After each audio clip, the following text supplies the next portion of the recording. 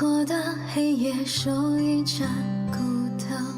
New Jersey, during an online class meeting, a teacher noticed that in a student's background there was a flag with the slogan that says, "Trump 2020, make America great again." The teacher then asked the student to take it down, but he refused to.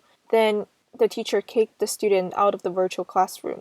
Someone said a teacher at a middle school in Long Island, New York, told students about the importance of the Black Lives Matter movement. See-it-in programs are often shown during online course sessions. Many parents have reached out to the school administration to express concerns, but received no response. Someone said, "I put on stickers on the back of my car to show support for the police. I have been honked at by black drivers for way too many times." Someone said a police chief in Pennsylvania was forced to resign because his wife showed support for Trump on Facebook. Someone said the Communist Party has long been a mentor of the Democratic Party. The CCP has also long infiltrated the U.S. educational system through the Confucius Institutes, also known as CIs, which have played a crucial role in its grand propaganda campaign. U.S. Secretary of State Mike Pompeo recently reiterated his hope for all the U.S. schools, including kindergartens, middle schools, and universities, to close the Confucius Institutes before the end of the year.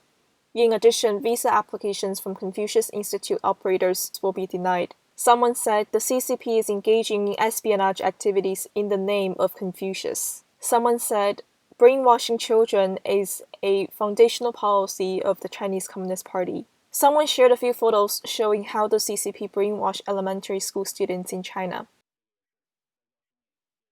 According to reports, these pictures were taken at a Mongolian elementary school. It's clear that these students are wearing uniforms of the Red Army from Mao's era. Someone said this is proof that the CCP is taking retaliatory measures against the Mongolian people for their courage in the fight for an education free from Beijing's interference and resiliency in the pursuit of freedom of thought.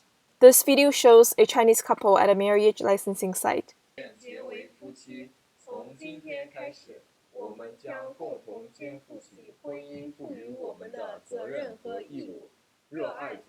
They said, "We voluntarily decided to officially engage in a husband-wife relationship. Starting today, we will together shoulder the responsibilities and obligations that marriage entrusts us, and remain patriotic to the motherland." Someone shared the pictures of 3 marriage certificates in mainland China. The first was issued in the 28th year during the Republic of China era. The second was issued in 1973 with Mao Zedong's portrait and his highest instructions. It says, "All people on the revolutionary team must care for, love, and help each other." The third certificate is the one that is currently used in mainland China. Someone commented, "The first marriage certificate represents humanity and culture. The second represents leadership and authority. And the third represents indifference and power." Someone said, "From the perspective of the nature of marriage and contemporary law, the first certificate was issued under the true sacred testimony. The second can basically be seen as the proof of cohabitation between members of a communist cult.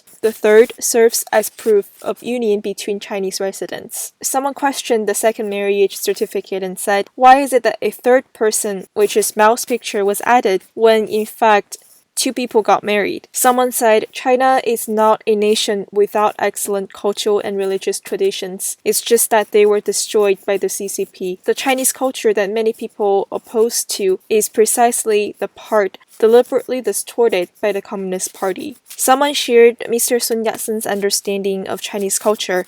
He once said, "China has an orthodoxy that has been passed down from generation to generation ever since ancient times, with Confucianism being one of the most historically significant elements. It has precisely been the foundation of my own ideology." Confucius Orthodoxy follows 8 virtues, including loyalty, filial piety, benevolence, trust, justice, harmony, and equality. He once also said, "Those who are fascinated by the new culture think that with the new culture, the old morals can be discarded, but they do not know that if the inherent things are good, they should be preserved. Only the bad ones can be abandoned." In fact, the CCP also put forward some requirements for its officials, such as the following so-called 10 Commandments for leaders. These 10 Commandments are Do not speak nonsense or use bad words when being interviewed. Do not smoke expensive cigarettes when being in public. Do not drink expensive wines during daily receptions. Do not plagiarize when publishing works. Do not smile when being at disaster sites. Do not wear expensive watches when engaged in business meetings or entertainment activities. Do not use umbrellas when undergoing grassroots inspections.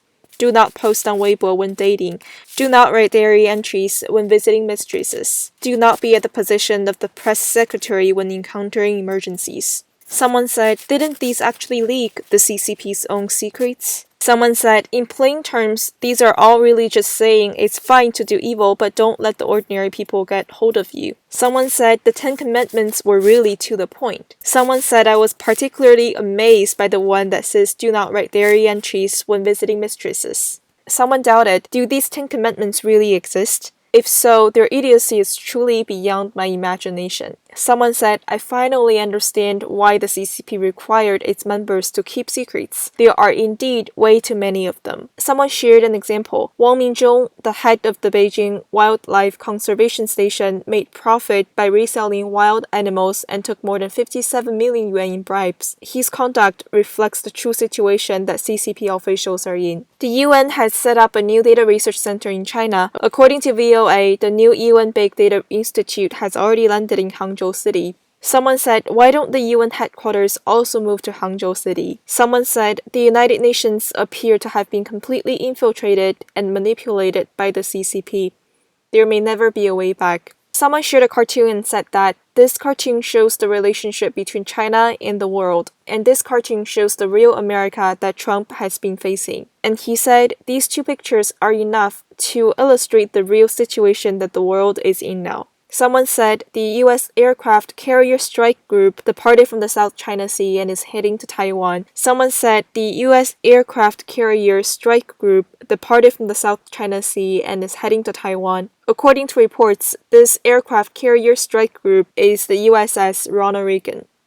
Child, we will take you in. Child, we will bring you home. You'll be a flower that sees the spring. Soon a dove flying high.